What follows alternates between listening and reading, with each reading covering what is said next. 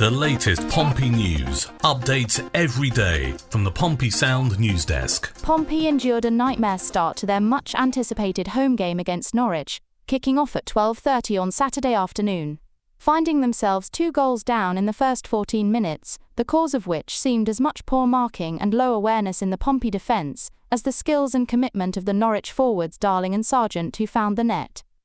John Messino had begun the game by springing yet another surprise. Josh Murphy returned to the side despite Messino saying on Friday that Josh had 2 chances slim and none. Florian Bianchini was the player who made way with an extremely potent-looking midfield 3 in Lang, Segacic and Murphy lining up behind Colby Bishop. Pompey found it a long way back from 2 goals down and spent much of the first half chasing the tails and being given a bit of a run round by a Moneybag side, spent heavily to reinforce what had been already regarded as a strong squad. Yes, they flashed the cash, didn't they, Norwich, as expected? It's the reason why their new manager went from Bristol City to Norwich, because he was told that he would have millions of pounds to spend, and that's a pretty tantalising carrot. So there he is. He's reputed to be a good manager who... he is a good manager who organises his sides well, and they know what they're supposed to do. And in the first 15 minutes, they did exactly that. Not to put too fine a point to it, we were outclassed. They were doing everything right, and we couldn't make anything work. We were numb. After 14 minutes, the ground was numb. The fans were numb. The people on the touchline for Pompey were just sort of hugging themselves, not folding their arms, but I caught glimpses of the backroom staff just kind of hugging themselves with their arms crossed around their chest. And the players were completely numb, because there they are in this goldfish bowl of a wonderful stadium with 18,000 Pompey fans cheering them on, only they're not, they're silent, they're numb, they don't know what's going on. We are not supposed to be 2-0 down after 15 minutes at Fortress Fratton Park. We might have to review the way we are seen and the way we see ourselves. Now that we are winning games on the road, please don't say it was only Oxford. And now that we are losing games at home, please don't say that Norwich are going to be one of the contenders. We've won a game on the road, we've lost a game at home. It is the complete obverse of last season. So far, so good. After the game, I had a text from one of the Messino family saying disappointing. Disappearing, rather, he said.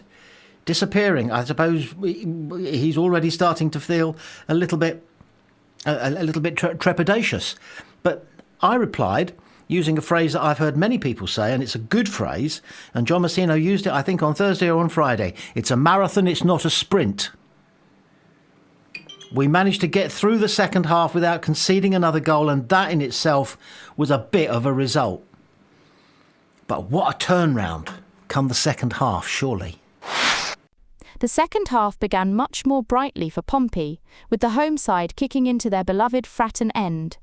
And they looked as though they'd had something of a rocket up them at half-time.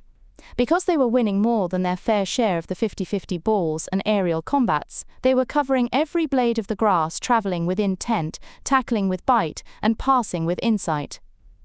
It could have and perhaps should have been a considerable blow to Pompey to lose Callum Lang, who had been excellent down the right on 57 minutes, with the scoreless Florian Bianchini, who had disappointed 1 or 2 fans with his performances so far, came on and gave battle. Pompey won a penalty after a hideous high foot in the penalty area. Norwich played the usual trick of crowding around Colby Bishop to try to get into his head, and it may have worked.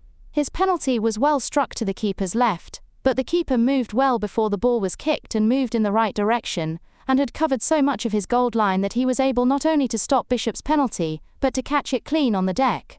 The missed penalty could have taken the wind out of Pompey's sails, but on the contrary, they redoubled their efforts and brought the crowd along with them. Pompey began shooting on sight, and shooting well, a little high and a little wide, sometimes very high and very wide. But the shots were going in, and there was a feeling it was a matter of time before one of them hit the back of the net, and when that happened, who else was the shooter but Adrian Segacic, who came on apace from his debut for Pompey with a performance of even greater energy, style and dangerous shooting. His 84th minute goal might have taken the slight deflection, but it was deserved. Pompey won, Norwich 2, game on. Game on indeed. So it took them until the 84th minute to actually find the back of the net and have the goal allowed. and they had Waddingham on at this point. It was all hands to the deck, and we were going to get 2 goals if it killed us. In the end, we didn't, but it doesn't kill us. The penalty. It was a penalty. It was a pretty hideous high ball, and it was potentially extremely hurtful to the recipient, but recoveries all round. There didn't seem to be too many complaints from the Norwich players. But they did spend some time gathering around the penalty taker. This is standard practice, gathering around the penalty taker and trying to get into his head. Now, Colby Bishop is such an old hand, you suspect that it didn't happen. And the reason he missed the penalty was not because they'd been trying to destabilise him. The goalkeeper made a lot of movement along the line before the penalty was struck. And then again, the split second before the penalty was struck, he was off. He was diving to his left. A lot of penalty takers now, they wait until they see if the goalkeeper has made up his or her mind about which way they're going. And if Colby had employed that technique on this occasion, he might have seen that the goalkeeper was already on his way to his left, Colby's right, before Colby struck the ball. It's something that he might like to think about if he's going to remain our penalty taker, and of course he is, because he's good at it. One of the BBC commentators said that Colby Bishop has much more success when he's striking the ball into the keeper's right hand, Colby Bishop's left side, and that may be a statistical fact, and it may be that Bishop and Pompey's backroom staff were aware that the keeper will have done his homework and will probably guess that he's going to go to the keeper's right. So he then second guessed that Colby would, bearing that in mind, do what he did, and the keeper swallowed it up. I mean, he could have had a fag waiting for that ball to come into his hands. He'd moved off so soon. Some eagle-eyed fans might like to take a look at it in slow motion on the various replays that will be available, just to see whether he has in fact got both feet in front of the goal line before Colby strikes it, in which case it should have been taken again.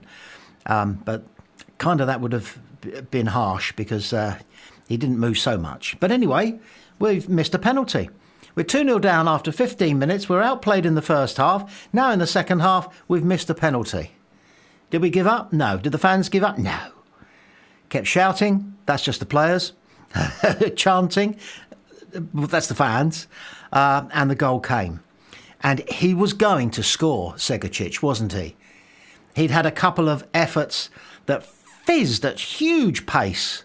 Just too high, and you could see how cross he was with himself, that he just got underneath that ball a little bit on both the occasions, and one occasion when it went wide, quite considerably wide actually, and with not the usual fizz that he's able to create when he really catches one aiming it for the bar. But then he got his goal.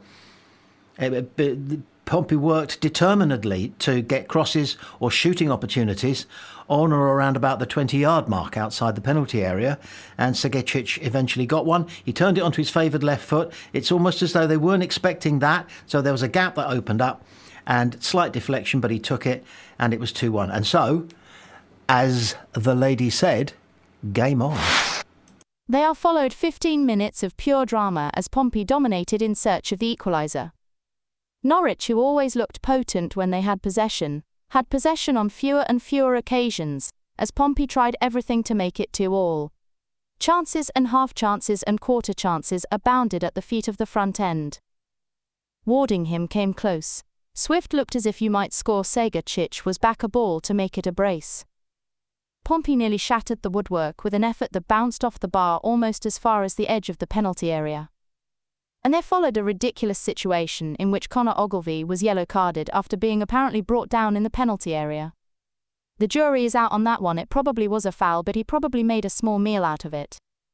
And when you've given one penalty as a referee, it's hard to give a controversial second one. The moment of high fast arrived when a Pompey player was booked for effectively rugby tackling his Pompey opposite number. With one of those ankle tap tackles that if they defectively make a player trip up over his own feet. At the death, Nicholas Schmidt came forward for a corner. It didn't reach him, and the whistle went. Final score: Pompey 1, Norwich 2. If there is any such thing as a neutral, that was a great game of football, and it was a fantastic... Well, it wasn't a great game of football, no, it was a fantastic finish. the excitement, the edge of your seat stuff, the nail-biting stuff, the passion that went on, the passion from the Norwich fans as well as the passion from the Pompey fans in our wonderful cauldron of a stadium. Let's start calling it a cauldron rather than a fortress, shall we? We're all disappointed to lose 2-1 at home and have that reputation as being impregnable diminished by a good side. And in the first half, we were not ourselves. But in the second half, we came out rejuvenated by whatever it was that John Messina had to say to the players, whether it was tactical or whether it was simply a matter of put your backs into it. I just think there was a little bit more to it than that. But we played well, and we played increasingly well as the second half went on, didn't we?